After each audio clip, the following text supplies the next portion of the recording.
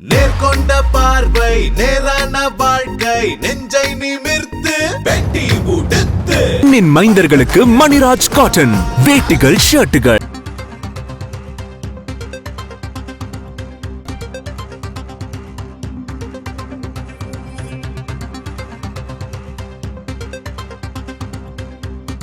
அண்மை செய்தியாக பார்த்து வருகிறோம். பழனியில் ஆக்கிரமிப்புகளை அகற்றுக என்று தற்பொழுது ஒரு உத்தரவு பிறப்பிக்கப்பட்டுள்ளது. கிரிவல பாதையில் உள்ள ஆக்கிரமிப்புகளை அகற்றுவது தொடர்பான வழக்கில் நீதிபதிகள் இந்த உத்தரவை பிறப்பித்துள்ளனர். பழனியில் ஆக்கிரமிப்புகளை அகற்றுக என்று உத்தரவு பிறப்பிக்கப்பட்டுள்ளது. அண்மை செய்தியாக பார்த்து வருகிறோம். பழனி முருகன் கோயில் மலைப்பாதையில் உள்ள ஆக்கிரமிப்புகளை அகற்றுக என்று உயர்நீதிமன்ற கிளை உத்தரவு பிறப்பித்துள்ளது.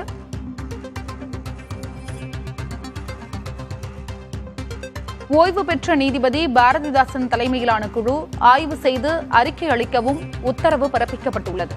கிரிவல பாதையில் உள்ள ஆக்கிரமிப்புகளை அகற்றுவது தொடர்பான வழக்கில் நீதிபதிகள் இந்த உத்தரவை பிறப்பித்துள்ளனர். கூடுதல் விவரங்களை வழங்குவதற்காக செய்தியாளர் மணிகண்ட பிரபு இணைப்பில் இருக்கிறார். மணிகண்ட பிரபு, பழனியில் வந்து ஆக்கிரமிப்புகளை அகற்ற வேண்டும் என்று ஒரு உத்தரவு பிறப்பிக்கப்பட்டுள்ளது. இதனுடைய கூடுதல் விவரம் என்ன?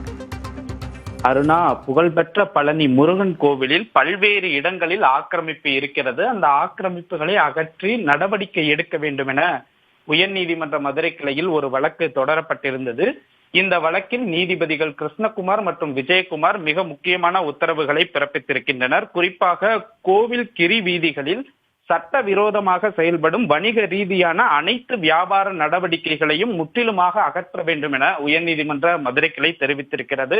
அதே போல தற்காலிகமாகவோ அல்லது நிரந்தரமாகவோ உள்ள வணிக ஆக்கிரமிப்புகளை அகற்றுவதற்கு தேவையான அனைத்து நடவடிக்கைகளையும் பழனி முருகன் கோவில் இணை ஆணையர் மற்றும் வருவாய்த்துறை இணைந்து இருக்க வேண்டும் எனவும் உயர்நீதிமன்ற மதுரை கிளை தனது உத்தரவில் தெரிவித்திருக்கிறது.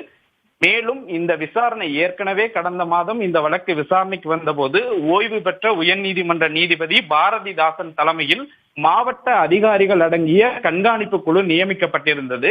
அந்த கண்காணிப்பு குழு தொடர்ச்சியாக ஆய்வு செய்து புதிதாக எதுவும் ஆக்கிரமிப்புகள் பழனி கோயில் இருக்கிறதா என்பதை ஆய்வு செய்தும் அந்த ஆக்கிரமிப்புகளை அகற்றுவது தொடர்பான விரிவான அறிக்கையை பிப்ரவரி 7 உயர்நீதிமன்ற மதுரை கிளையில் தாக்கல் செய்ய வேண்டும் என நீதிபதி தெரிவித்திருக்கிறார். இந்த வழக்கு விசாரணையின் போது அரசு தரப்பில் மிக முக்கியமான வாதங்கள் எடுத்து வைக்கப்பட்டன. குறிப்பாக பழனியை சுற்றி இருக்கக்கூடிய பல்வேறு இடங்களில் ஆக்கிரமிப்புகள் இருக்கின்றன. அந்த ஆக்கிரமிப்புகள் களையப்பட்டு வருவதாகவும் 37 இடங்களில் எல்லை கற்கள் நடப்பட்டு இருப்பதாகவும் தெரிவிக்கப்பட்டிருக்கிறது.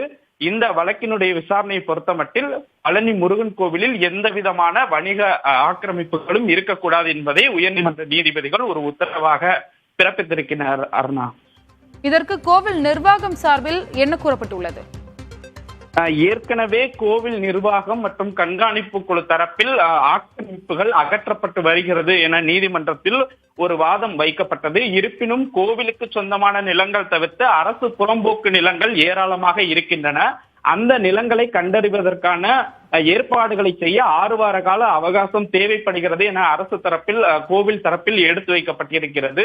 இந்த வாதங்களை ஏற்றுக்கொண்ட நீதிபதி இந்த வழக்கு விசாரணையை பிப்ரவரி 7 ஒத்திவைத்து உத்தரவிட்டிருக்கிறார். அருணா, பழனி தண்டாயுதபாணி கோயிலுக்கு சொந்தமான இடங்கள் மற்றும் கிரிவல பாதையில் உள்ள ஆக்கிரமிப்புகளை அகற்றாத அதிகாரிகள் மீது நீதிமன்ற அவமதிப்பு எடுக்க கோரிய வழக்கில் தற்பொழுது இந்த உத்தரவு பிறப்பிக்கப்பட்டுள்ளது. உங்களுடைய தகவலுக்கு நன்றி.